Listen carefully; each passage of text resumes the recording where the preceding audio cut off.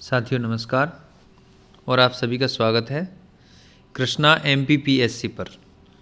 दोस्तों हमने इस संबंध में यह बात की थी कि चैनल का नाम बदल रहे हैं, तो फाइनली सभी लोगों के जितने भी लोगों ने वोट किया है उसके आधार पर चैनल का नाम कृष्णा MPPSC रख दिया गया है। ठीक है, चलिए तो इस वीडियो में हम आज पढ़ेंगे मध्य प्रदेश की मिट्टियाँ। ठीक है, चलिए देखते हैं। तो यहाँ देखिए पहला प्रश्न है, निम्न में से कौन सी मृदा मध्य प्रदेश में नहीं मिलती है। देखिए दोस्तों, शुष्क मृदा, लाल मृदा, लेटेराइट मृदा या फिर काली मृदा। देखिए साथियों, यहाँ पर मध्य प्रदेश की बात करें अगर हम, तो मध्य प्रदेश में शुष्क मृदा नहीं पाई जाती है। ठीक है, देखिए साथियों, यहाँ पर काली मिट्टी मालवा, महाकौशल क्षेत्र और दक्षिणी बुंदेलखंड में पाई जाती है। ठीक है, लाल और पीली मिट्टी बघेलखंड क्षेत्र में पाई जाती है और जलोढ़ मिट्टी जो है वो उत्तरी मध्य प्रदेश में पाई जाती है। इसके अलावा लेटेराइट मिट्टी की बात करें तो हाईलैंड क्षेत्र में यानी पहाड़ी क्षेत्र में। ठीक है, और मिश्रित मिट्टी जो है वो ग्वालियर चंबल के कुछ हिस्सों में मिलती है। ठीक है, तो कुल मिला के इस प्रश्न के हिसाब से मध्य प्रदेश में कौन सी मिट्टी नहीं पाई जाती है? शुष्क मृदा। ठीक है, यानी कि यहाँ पर क्या क्या पाया जाता है? लाल मिट्टी, लेटेराइट मिट्टी और काली मिट्टी। ठीक है, चलिए अगला प्रश्न देखते हैं। देखिए दोस्तों, अगला प्रश्न यहाँ क्या है, निम्नलिखित राज्यों में से किस में काली मिट्टी की प्रचुरता है। देखिए दोस्तों, काली मिट्टी की प्रचुरता की बात कर रहे हैं, आंध्र प्रदेश, गुजरात, मध्य प्रदेश या फिर उपरोक्त सभी। देखिए यहाँ पर जो है उपरोक्त सभी, ये ही आंसर होगा। ठीक है, इन सभी राज्यों में काली मिट्टी प्रचुर मात्रा में पाई जाती है। देखिए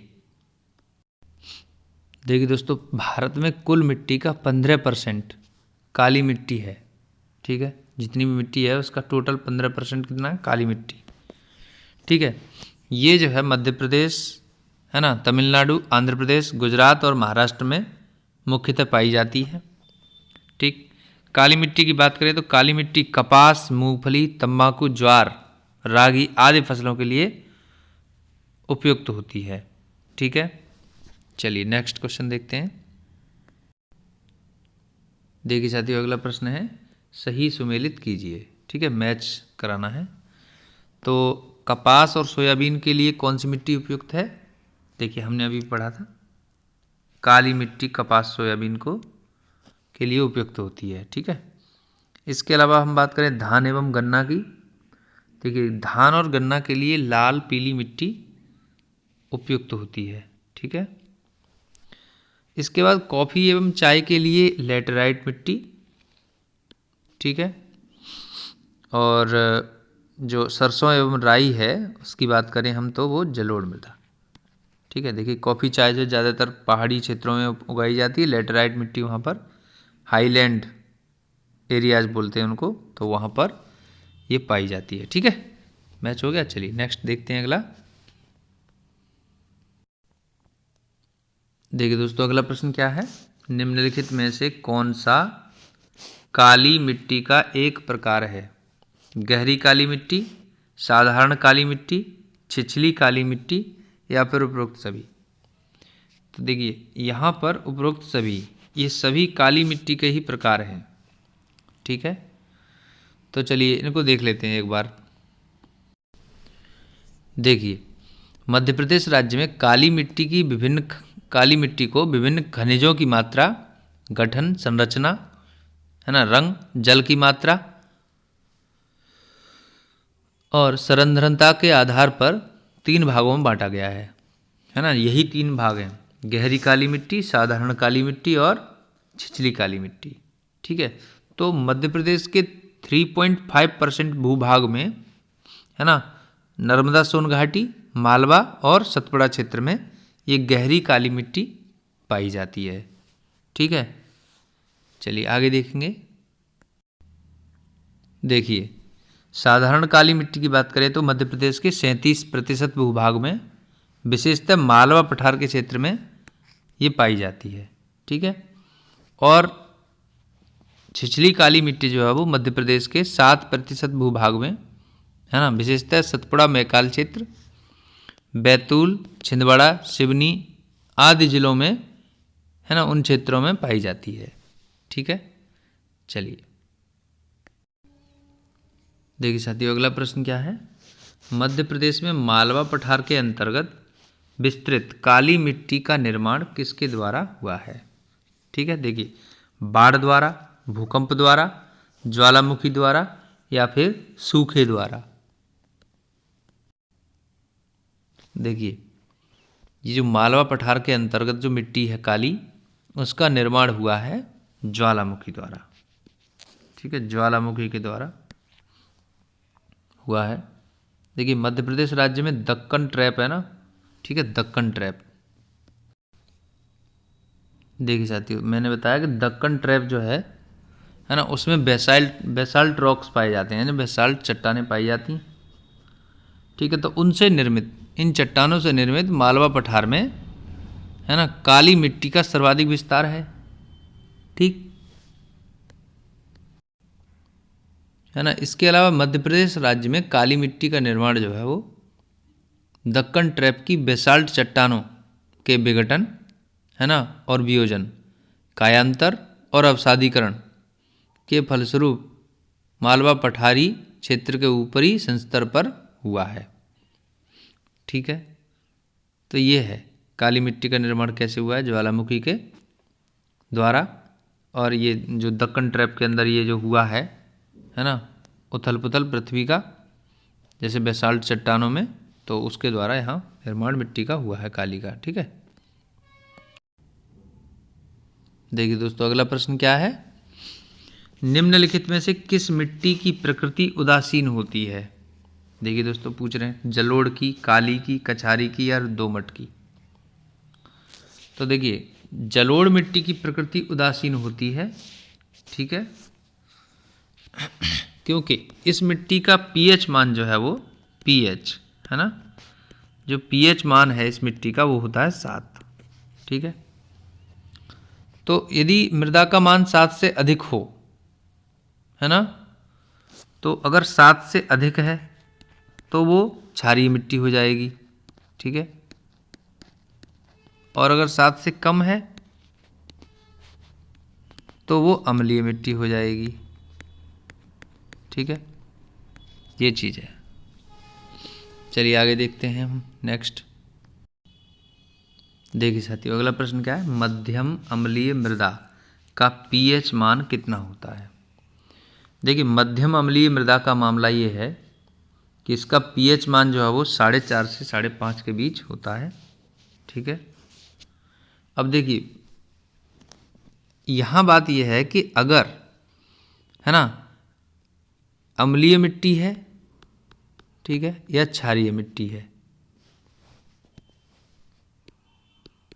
अम्लीय हो या क्षारीय हो, दोनों प्रकार के केस में क्या होता है, फसल की वृद्धि, है ना, फसल की वृद्धि पर प्रभाव पड़ता है।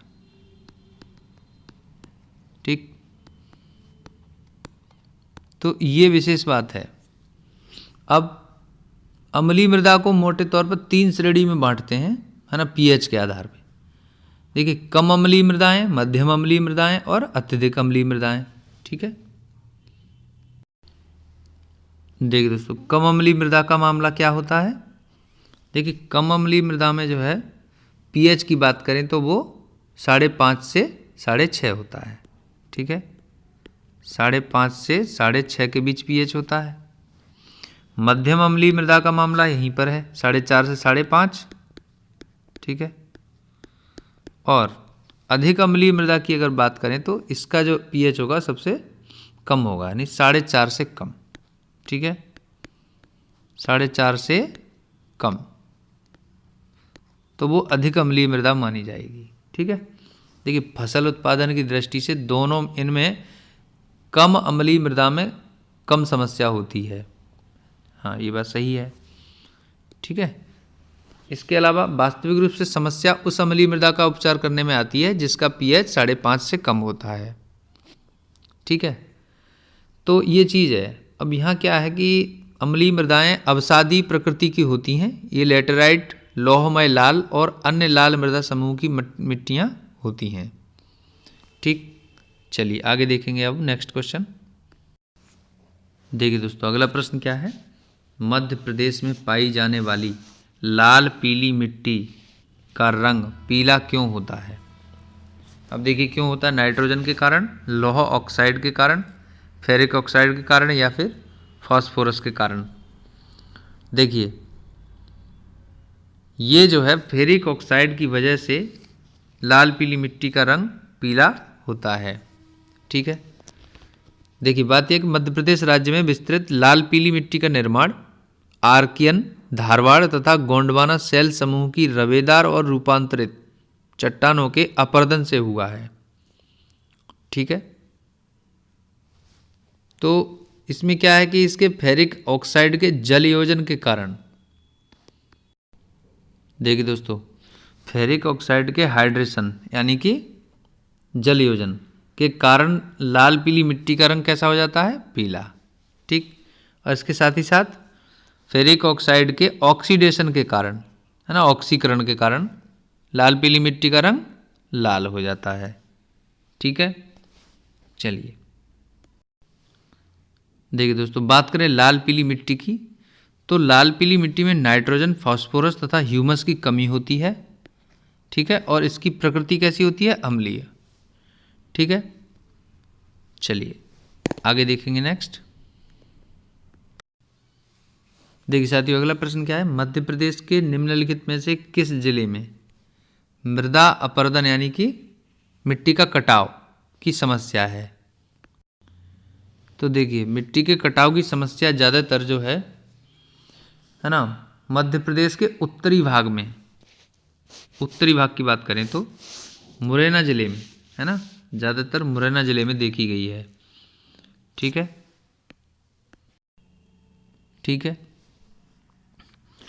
और मुरैना जिले के अलावा देखें तो भिंड में, श्योपुर, ग्वालियर, है ना, ग्वालियर के आसपास के ज़िले, चंबल, तो इनमें जो है क्या है कि सीप, बेसली, कूनो, पार्वती, सांक एवं सिंध नदी द्वारा बीहड़ क्षेत्र का निर्माण हुआ है। इस वजह से यहाँ पर मिट्टी के कटाव की समस्या है। ठीक है, तो ये एक समस्या है यहाँ पर बनी हुई है। चलिए अगला प्रश्न देखेंगे। देखिए दोस्तों, अगला प्रश्न क्या है। मध्य प्रदेश में काली मिट्टी के क्षेत्र का विस्तार मालवा पठार के अतिरिक्त कहाँ पाया जाता है। देखिए साथियों, मध्य प्रदेश में देखिए नर्मदा घाटी में, ठीक है, ये काली मिट्टी का विस्तार पाया जाता है। ठीक है,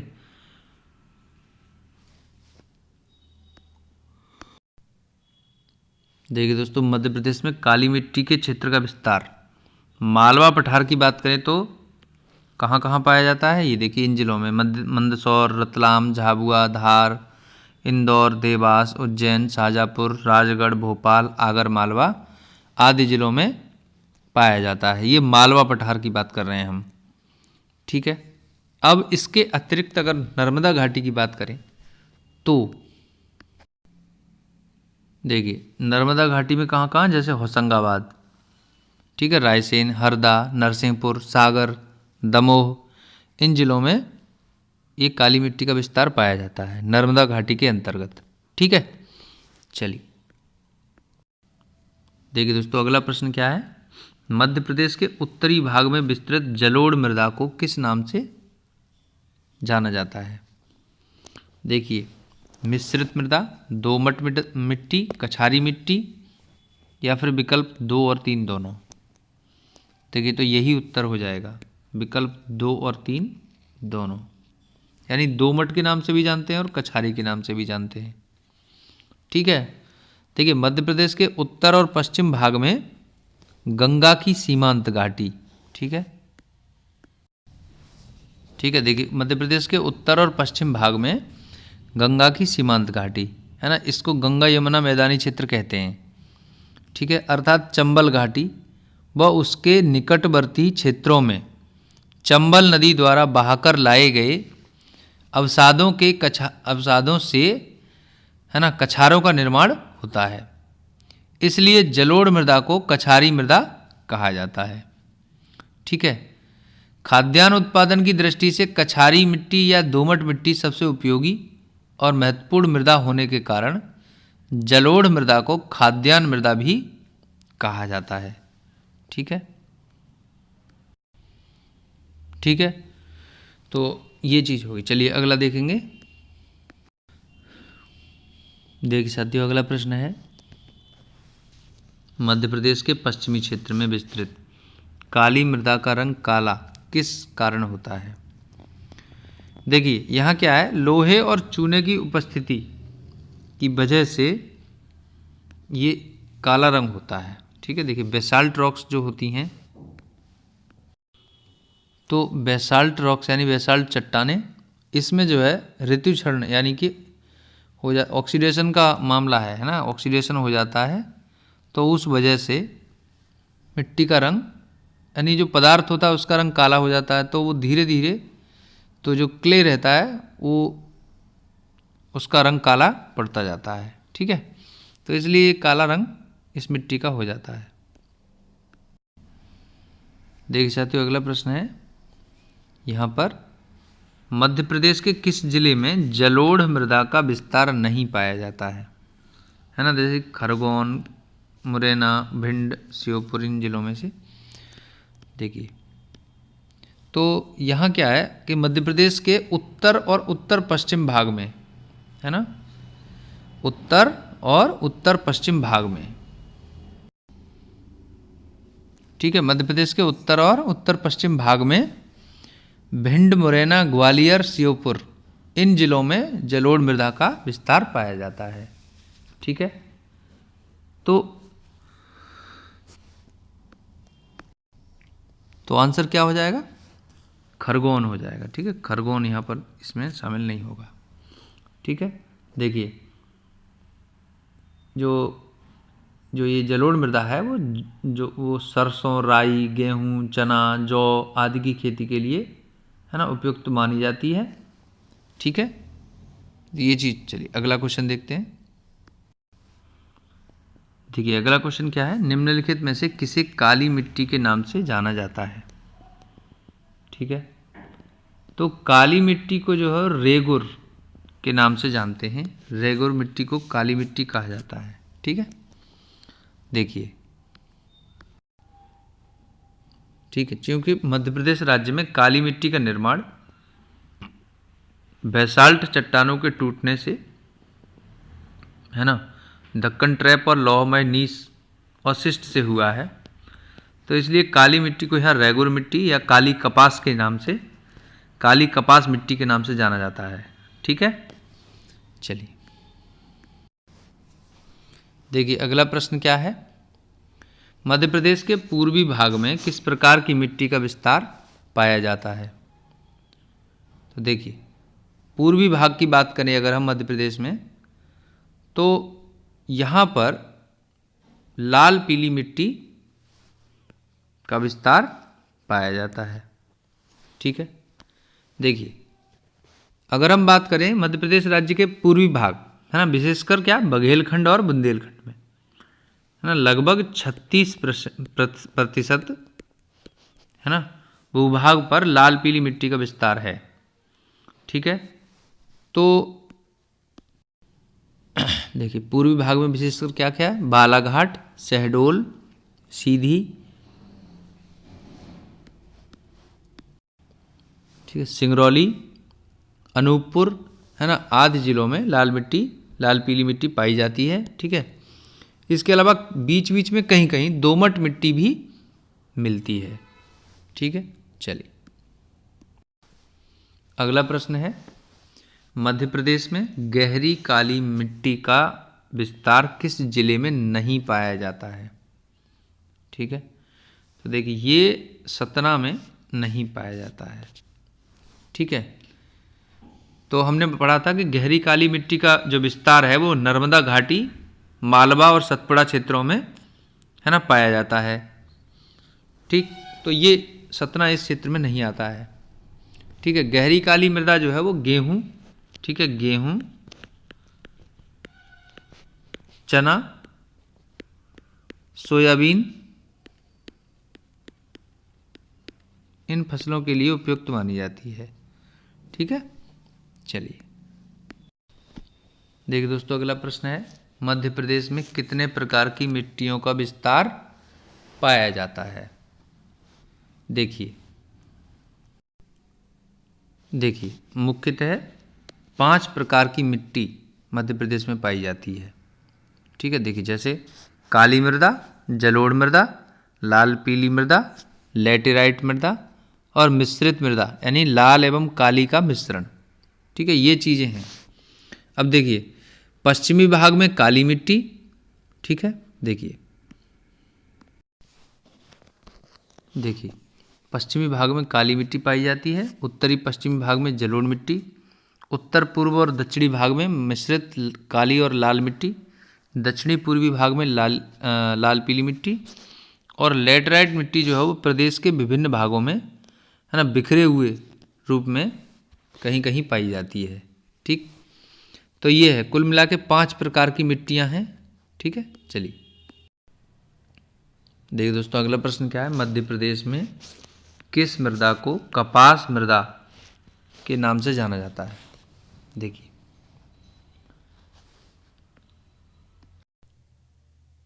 देखिए है ना, कपास मृदा यानी कॉटन सॉइल, कॉटन सॉइल को किस नाम से जानते हैं? तो वो काली मिट्टी है, काली मिट्टी को कॉटन सॉइल या कपास मृदा कहते हैं। इसको जैसे ये रेगुर है ना, करेल, चेयरनोजम, इन नामों से भी जाना जाता है। ठीक है, चलिए देखिए साथियों, अगला प्रश्न क्या है, कह रहे हैं कि मध्य प्रदेश के कितने % भाग पर जलोढ़ मृदा पाई जाती है? ठीक है, देखिए मध्य प्रदेश के लगभग 3%, ठीक है, 3% भूभाग पर जलोढ़ मृदा पाई जाती है। ठीक है, मध्य प्रदेश के उत्तरी पश्चिमी भाग में। देखिए, तो मैंने बताया कि मध्य प्रदेश के 3% भाग पर जलोढ़ मिट्टी पाई जाती है। मध्य प्रदेश के उत्तरी पश्चिमी भाग में है ना, विशेषतः कहाँ मुरैना, भिंड, ग्वालियर, शिवपुरी, इन जिलों में ये जलोढ़ मिट्टी पाई जाती है। ठीक है, इसके अलावा जलोढ़ मिट्टी में बालू, सिलिका, मृत्तिका का समुचित अनुपात भी पाया जाता है। ठीक है, इसलिए बहुत ही अच्छी उत्पादन के लिए मानी जाती है। अब देखिए अगला प्रश्न है, मध्य प्रदेश में लैटेराइट मिट्टी का विस्तार किस जिले में पाया जाता है? तो मोस्टली अगर बात करें तो मध्य प्रदेश में देखिए, ठीक है, देखिए दोस्तों, तो लैटेराइट मिट्टी के विस्तार की बात कर रहे थे, तो ये जो है ज़्यादातर छिंदवाड़ा ज़िले में है ना, बालाघाट और बैतूल, इन जिलों में इसका अधिकांश विस्तार पाया जाता है। ठीक है, लैटेराइट का। लैटेराइट मिट्टी जो है वो लाल बलुई मिट्टी के नाम से भी जानी जाती है। ठीक, और इसको स्थानीय स्तर पर भाटा कहा जाता है। ठीक है, देखिए लैटेराइट मिट्टी जो है मुख्यतः उन क्षेत्रों में पाई जाती है जहां पर वर्षा की मात्रा अधिक होती है। ठीक है, ठीक है, तो ये हो गया लैटेराइट मिट्टी का विस्तार। चलिए अगला प्रश्न देखते हैं। देखिए प्रश्न यह है कि मध्य प्रदेश में मध्यम एवं उथली काली मृदा का विस्तार मालवा पठार के अतिरिक्त और किस क्षेत्र में पाया जाता है?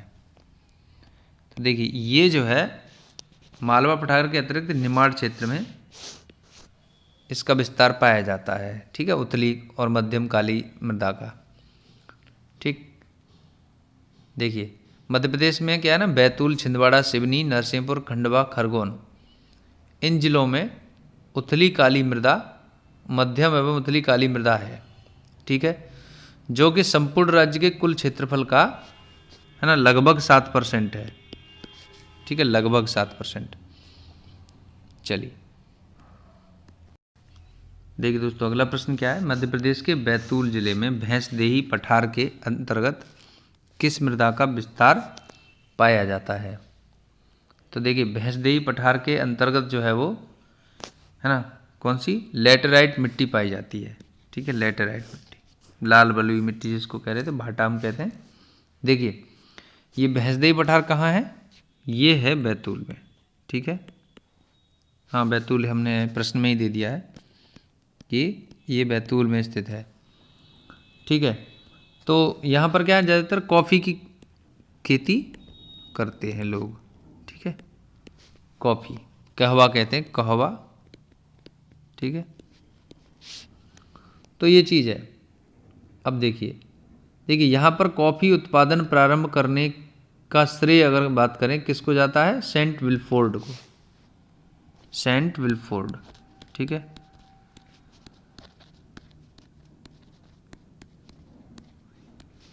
कॉफ़ी स्टार्ट किसने की थी यहाँ पर उत्पादन के लिए कहें तो, सेंट विल्फोर्ड ने, ठीक है। चलिए अगला प्रश्न देखेंगे। देखिए दोस्तों अगला प्रश्न क्या है, मध्य प्रदेश में मिश्रित मृदा का विस्तार किस क्षेत्र में पाया जाता है। तो देखिए ये बुंदेलखंड में पाया जाता है, ठीक है। अब देखिए बुंदेलखंड और बघेलखंड में लाल पीली मिट्टी और काली मिट्टी के मिश्रित रूप का विस्तार पाया जाता है, ठीक है। ये कहाँ कहाँ पाया जाता है, देखिए बुंदेलखंड की बात करें तो रीवा, सतना, पन्ना, छतरपुर, टीकमगढ़, शिवपुरी, गुना, है ना, बुंदेलखंड और बघेलखंड, इन जो है क्षेत्रों में ये मिश्रित मृदा पाई जाती है, ठीक है। देखिए यहाँ क्या है, मिश्रित मृदा की बात करें तो जो है लाल पीली मिट्टी और काली मिट्टी के मिश्रण रूप का विस्तार है, ठीक है। और ये मिट्टी जो है ज्वार, बाजरा, है ना, और अन्य मोटे अनाज की खेती के लिए उपयुक्त होती है।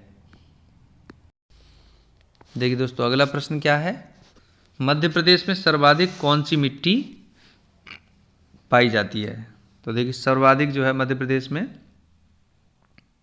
काली मिट्टी पाई जाती है, ठीक है, लगभग 47.6% क्षेत्र में काली मिट्टी पाई जाती है,